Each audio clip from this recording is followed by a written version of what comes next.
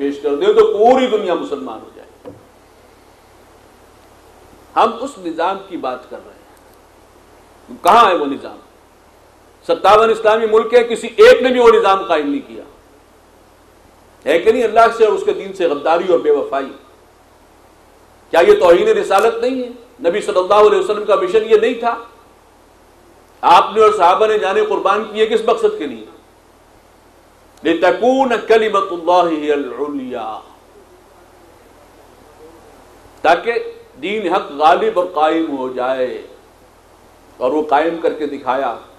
اور ہم نے اسلام کے نام پر ملک حاصل کیا، اور 65 سال بعد بھی آج اس جگہ کھڑے ہیں کہ شریعت یہاں پر قائم ہی نہیں ہے، بلکہ ڈوب مرنے کا مقام یہ ہے کہ ابھی پچھلی پارلیمنٹ نے جس میں کہا گیا کہ ہمارے دینی طبقات کی کافی نمائندگی موجود تھی، وہاں پر وہ بل پاس ہوا ہے اسی اسلام کے نام پر بننے والے ملک میں، تحفظ حقوق نسواں بل، جس کے بارے میں تمام مکاتب فکر کے تمام علماء کی متفقہ رائے تھی کہ یہ خلاف قرآن و سنت ہے، اور وہ اس اسمبلی نے پاس کیا جس کے اندر دینی جماعتیں اس کا حصہ تھیں۔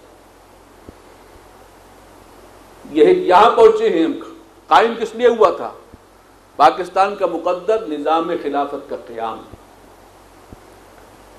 علامہ اقبال کی بات تو آ گئی، خود قائد اعظم کا بھی اصل ذہن یہی تھا۔ ان کے 20 بیانات، ہم سے پوچھا جاتا ہے ہمارا دستور کیا ہوگا؟ ہمارا دستور 1400 سال سے موجود ہے، قرآن مجید ہمارا دستور ہے۔ وہ کہاں ہے قرآن مجید ہمارا دستور؟ کہاں ہے وہ شریعت؟ اور خاص طور پر مرنے سے چند دن قبل کے ان کے الفاظ جو ان کے ایک معالج ڈاکٹر ریاض علی شاہ نے کوٹ کیے، اس میں تو خلافت راشدہ کا تذکرہ ہے۔ انہوں نے اپنی سوانح عمری میں یہ بات لکھی ہے کہ مرنے سے چند دن قبل، ظاہر بات ہے کہ قائد اعظم جس بیماری کی اسٹیج پر تھے، معلوم تھا کہ اب چند دن کے مہمان ہیں، ڈاکٹرز کی ایک پوری ٹیم موجود تھی، ڈاکٹر ریاض علی شاہ بھی موجود تھے۔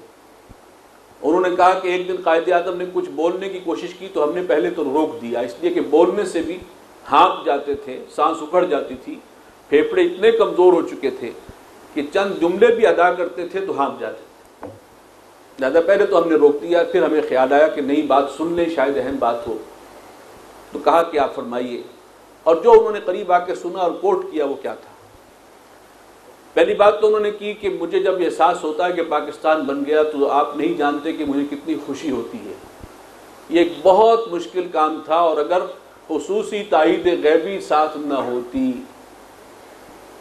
بانی محترم بھی کہتے ہیں کہ پاکستان کا بننا اللہ کا معجزہ، اللہ کی طرف سے تائید غیبی کا مظہر۔ اگر خصوصی تائید غیبی ساتھ نہ ہوتی تو پاکستان کبھی نہ بن سکتا۔ اب فرمایا، اب جب کہ پاکستان بن گیا، مسلمانوں کا، یہاں کے رہنے والوں کی ذمہ داری ہے کہ خلافت راشدہ کا نظام قائم کریں۔ کیوں؟ اس سے پہلے تو آپ تصویر بہایا کرتے تھے، روتے تھے کہ ہندو بھی ساتھ ہے، ہندو اور انگریز حکومت ان کی ہے، ہندو سے ہمارا عقیدہ جدا ہے، ہماری روایات جدا ہیں، ہمارا نظام جدا ہے، ہماری رسومات جدا ہیں، ہماری سوچ جدا ہے، اور کہا جا رہا ہے کہ تم ایک قوم ہو۔ ہم ایک قوم نہیں، 2 قوم ہیں۔ ہمیں علیحدہ معاشرہ چاہیے جب ہم اپنے اصولوں کے مطابق ایک معاشرہ تشکیل دیں اور اسلام کا ایک نمونہ دکھا سکیں دنیا کو۔ اب جب آپ کو مل گیا اور 90% سے زیادہ مسلمان ہیں، تو رکاوٹ کیا ہے یہاں پر شریعت کے آنے میں؟ اب اس کا مطلب یہ ہے کہ اگر پھر بھی شریعت قائم نہیں کرتے تو اصل میں بدنیتی تھی، جھوٹ تھا۔ چنانچہ باتیں بہت سے ہوئی ہیں، یہ بھی ایک بہت اہم بحث ہے، چونکہ انگریزی اخبارات میں چل رہی ہے، میں اشارہ کر دوں، اور وہ کیا ہے؟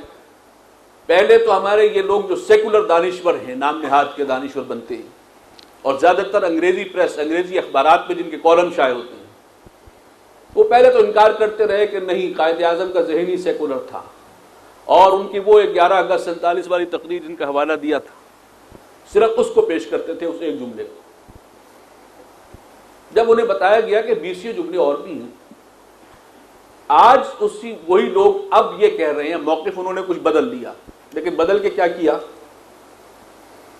کہ اصل میں تو قائد اعظم کا ذہن وہی تھا، ہاں یہ بیانات تو انہوں نے دیے ہیں، باتیں تو کہی ہیں، وہ اصل میں صرف پبلک کو موبلائز کرنے کے لیے۔ اب اگر یہ بات آپ قائد اعظم کے بارے میں کہہ رہے ہیں تو قائد اعظم کے کردار کے بارے میں آپ کیا سوچ پیش کر رہے ہیں؟ ایک طرف کہتے ہیں کہ وہ ہی واز مین آف کریکٹر، اصول، صداقت، عہد کی پاسداری، اسٹریٹ فارورڈ انسان جو نہ بک سکتا تھا نہ بکا، اور اب آپ ان پر الزام لگانے کے منافقت کر رہا تھا، اندر سے سیکولر تھا، اوپر سے بیانات دے رہا تھا۔ کس کی توہین کر رہے ہو؟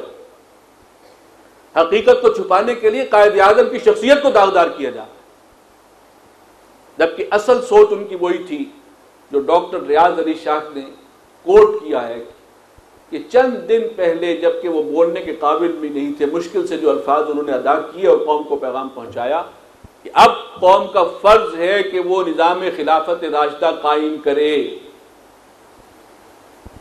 اب یہاں میں چاہوں گا کہ ہم بات کو لپیٹ دیں۔ یہ وہ نظام عدل اجتماعی ہے جس کے قیام کے لیے اگر ہم نہیں کریں گے تو جو میسج اس کے اندر موجود ہے اس میں ایک پہلو تو خوشنما ہے کہ پاکستان میں انشاءاللہ یہ کام ہو کر رہے گا۔ یہ بات بانی محترم رحمہ اللہ بڑی شد و مد سے بیان کرتے تھے، اور ساتھ ہی وہ یہ بھی کہتے تھے، استحکام پاکستان نامی کتاب میں آپ کو یاد ہوگا سن 86 میں شائع ہوئی تھی، کہ چونکہ یہ ملک بنا ہی اسلام کے نام پر ہے، اگر یہاں اسلام نہ آیا، حقیقی اسلام نہ آیا تو اس کی وجہ جواز ختم ہو جائے گی، پھر اس کی بقا اور سالمیت کے بارے میں کوئی گارنٹی نہیں دے سکتے، اس لیے کہ آپ نے جڑیں ہی کھود دی، اب کیسے قائم رہے گا؟ یا تو یہاں اسلام آئے گا اور پھر اس سے یہ مستحکم ہوگا، اور یا اب انہی کے الفاظ میں کہوں گا کہ وہ کہتے رہے کہ اب گدھ بیٹھے ہوئے منتظر ہیں کہ پاکستان کے حصے بکھرے ہوں اور ہم جھپٹا ماریں، نیٹو فورسز ادھر ہیں، انتظار کر رہی ہیں ہمارے مغرب میں، انڈین فورسز بار بار بارڈر پر آتی ہیں، اور ہم امریکہ کی غلامی میں جہاں تک پہنچ چکے ہیں، شریعت تو کیا نافذ کرتے، ہمارے حصے میں ایک بہت بڑا کریڈٹ اور بھی ہے، ڈوب بھرنے کا ایک مقام اور بھی ہے کہ اگر برابر کی سرزمین میں شریعت قائم ہو گئی تھی اور وہاں برکات ظاہر ہو گئی تو اس اسلامی حکومت کو ختم کرنے میں ہم نے صلیبی اور طاغوتی قوتوں کی بھرپور مدد کی ہے، نہ ہم شریعت قائم کریں گے نہ کرنے دیں گے۔ تو عذاب کا مستحق ہوئے کہ نہیں ہوئے؟ یہ تو اللہ تعالیٰ کی رحمت ہے، شاید کچھ لوگوں کا اس میں جذبہ ہے، کوئی خلوص ہے، کوئی دعائیں ہیں، ورنہ کوئی کسر چھوڑی ہم نے۔ امریکہ کی غلامی میں نہ صرف یہ کہ شریعت قائم نہیں کی ہے بلکہ کوئی نام بھی لے گا تو اسے لال مسجد کا نمونہ بنا دیں گے۔ آج کیا ہو رہا ہے قبائلی علاقوں میں؟ کیا ہو رہا ہے؟ اب آپ دیکھیے اسلم بیگ بھی اب کہہ رہے ہیں سب امریکہ کے دباؤ پر ہو رہا ہے، اور جو کچھ ہو رہا ہے پاکستان کے لیے انتہائی تباہ کن ہے، اپنے ہی لوگوں پر برباری، ایئر فورس کا استعمال، پوری فوج جیسے دشمن فوج حملہ کرتی ہے، تو خدا کا خوف کرو، کس کو مار رہے ہو؟ گھر اڑا دیے جا رہے ہیں، پوری پوری آبادیاں مسمار کی جا رہی ہیں، کوئی پرواہ نہیں کہ اس کے اندر جو ہے جو ان کے اصل مجرم ہیں بھی اگر کوئی ہے، بے گناہ مرتے ہیں تو مرتے رہیں۔ ڈرونز حملے ہو رہے ہیں اور پاکستانی حکومت کے تعاون سے ہو رہے ہیں، اور مر کون رہا ہے اس میں؟ ان کی اپنی فگرز کے مطابق جن کو وہ کہتے ہیں ہمارے اصل مجرم جو ہیں وہ بہت ہی کم ہیں، عظیم اکثریت ان کی ہے کہ جو بالکل بے گناہ مسلمان ہیں وہ مر رہے ہیں، بچے ہیں، عورتیں ہیں، بوڑھے ہیں، جوان ہیں، ہر عمر کے ہیں۔ اور یہ دشمن چاہتے کیا ہیں؟ پاکستان کو کمزور کر کے چونکہ ہم نے اللہ کے دین سے بے وفائی اور غداری کر رکھی ہے، اب شاید دشمنوں کے خواب پورا ہونے کا وقت آ رہا ہے۔ اگر اب بھی نہیں جاگیں گے تو ان کے خواب پورے ہوں گے۔ اب آپ کو معلوم ہے ایک زمانے میں تو یہ کہنا پریس میں بڑا مشکل تھا کہ خدا نہ خواستہ پاکستان جو ہے ٹوٹ بھی سکتا ہے، کوئی کہتا تھا تو پریس والے جو ہیں وہ فوری طور پر نوٹس لیتے تھے کہ یہ شخص جو ہے وہ غدار ہے، فلاں ہے، مایوسی پھیلا رہا ہے۔ اب ہمارے پریس ہی کئی سالوں سے یہ چیزیں چھاپ رہے ہیں کہ فلاں تھنک ٹینک کے مطابق 2016 کے بعد پاکستان کا وجود اس دنیا کے نقشے پر نہیں ہوگا، فلاں کے نزدیک 2012 کے بعد جو ہیں وہ 6 حصوں میں